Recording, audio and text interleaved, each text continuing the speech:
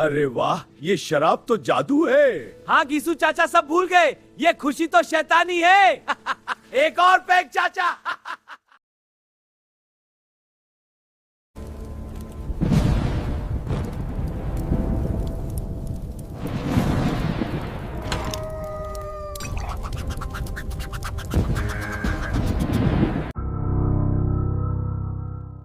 नमस्कार दोस्तों। गांव के किनारे जहां पगडंडी खत्म होकर सूखे खेतों में बदल जाती थी, वहीं एक टूटी फूटी झोपड़ी खड़ी थी। झोपड़ी इतनी पुरानी थी कि लगता था बस अब गिरे तब गिरे। उसके चारों तरफ बबूल के पेड़ थे, जिनकी टेढ़ी मेढ़ी शाखाएं रात में किसी डरावनी परछाई जैसी लगती थी।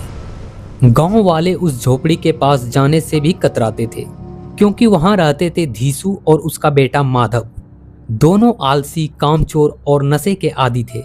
दिन भर कुछ काम नहीं करते, बस गांव में इधर से उधर मांगते और रात होते ही शराब पीकर सो जाते। लेकिन उस झोपड़ी में एक और भी थी, माधव की पत्नी बुधिया। बुधिया मेहनती थी, सीधी सादी थी और शायद यही उसकी सबसे बड़ी गलती थी, क्योंकि वो ऐसे लोगों के साथ बंध गई थी जिन्हें किसी की परवाह नहीं थी। दोस्तों, वो रात साधारण नहीं थी। आसमान में बादल छाए हुए थे, चांद कभी दिखता कभी छुप जाता। हवा अजीब सी आवाज़ कर रही थी, जैसे कोई धीरे धीरे रो रहा हो। झोपड़ी के अंदर बुधिया प्रसव पीड़ा से तड़प रही थी। उसकी चीखें इतनी तेज थी कि दूर तक सुनाई दे रही थी।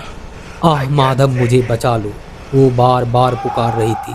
लेकिन बाहर माधव और धीसू अलाव के पास बैठे थे और आलू सेक रहे थे। उनके चेहरे पर कोई चिंता नहीं थी, कोई डर नहीं था, बस एक अजीब सी बेरुखी थी। माधव ने एक आलू तोड़ते हुए कहा, बापू, ये औरत मर क्यों नहीं जाती? चीख चीख कर कान खा गई है। धीसू ने हंसते हुए जवाब दिया, मर जाएगी, सब मरते हैं, तू आलू खा। अचानक एक तेज हवा का झोंका आया और अलाव की आग बुझ गई।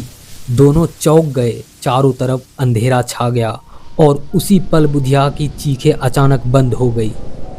एक अजीब सी खामोशी छा गई, इतनी गहरी कि दिल की धड़कन भी तेज सुनाई देने लगी। माधव ने घबराकर झोपड़ी की तरफ देखा। बापू, आवाज़ क्यों बंद हो गई? धीसू ने लापरवाही से कहा, शायद मर गई होगी। लेकिन इस बार माधव के चेहरे पर हल्का सा डर था। वो धीरे धीरे झोपड़ी के अंदर गया। अंदर अंधेरा था और मिट्टी, खून और पसीने की मिलीजुली गंध हवा में फैली हुई थी। माधव ने कांपते हाथों से दिया जलाया और जो उसने देखा उसकी सांसें रुक गई। बुधिया जमीन पर पड़ी थी, उसका शरीर बिल्कुल स्थिर था। उसकी आंखें खुली थी और सीधे छत की तरफ देख रही थी। वो मर चुकी थी। माधव पीछे हटने लगा, लेकिन तभी बुधिया के होठ हल्के हल्के हिले। माधव जम गया। उसने ध्यान से सुना और एक बहुत धीमी डरावनी आवाज आई, मुझे ठंड लग रही है। माधव की चीख निकल गई। वो भागता हुआ बाहर आया। सुबह होते ही गांव में खबर फैल गई कि बुधिया मर गई। गांव वाले इकट्ठा हुए। कुछ लोग को तरस आया, उन्होंने पैसे इकट्ठा किए ताकि बुधिया के लिए कफन खरीदा जा सके। कुल मिलाकर लगभग 50 रुपये जुटे। गांव के मुखिया ने पैसे माधव को देते हुए कहा, जाओ अपनी औरत के लिए कफन ले आओ। माधव ने सिर हिलाया, लेकिन उसके मन में कुछ और ही चल रहा था। माधव और धीसू सीधे बाजार पहुंचे, लेकिन कपड़े की दुकान पर जाने की बजाय वो रुक गए एक शराब की दुकान के सामने। माधव ने धीरे से कहा, बापू, कफन तो जल ही जाएगा, क्या फायदा?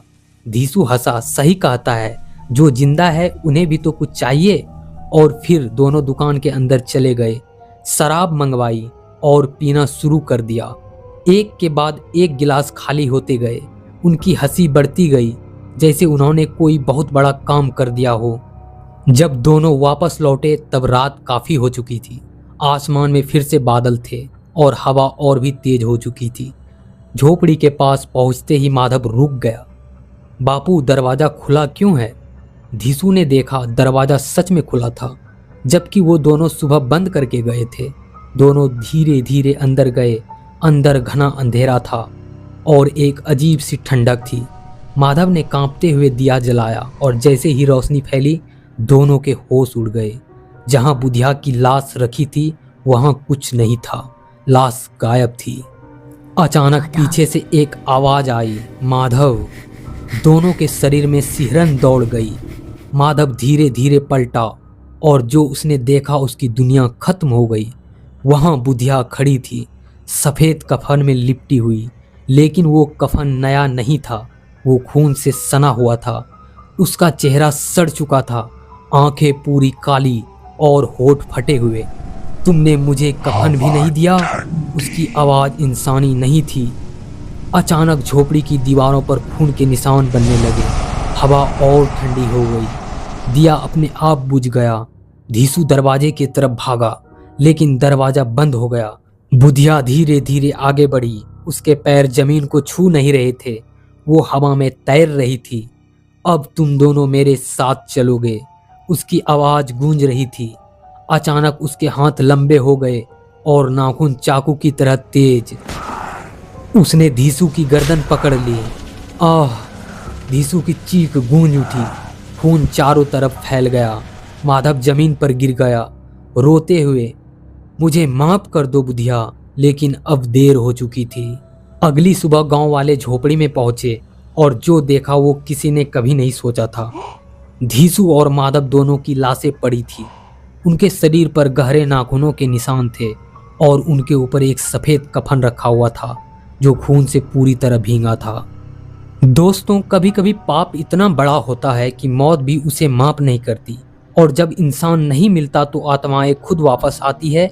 कफन सिर्फ एक कपड़ा नहीं, बल्कि इंसानियत की आखिरी इज्जत होती है, और जो उसे भी छीन ले उसका अंजाम हमेशा खौफनाक होता है। अगर आपने यहां तक देखा तो आप हिम्मत वाले हो। सब्सक्राइब करो, वरना आज रात वो वापस आ जाएगा।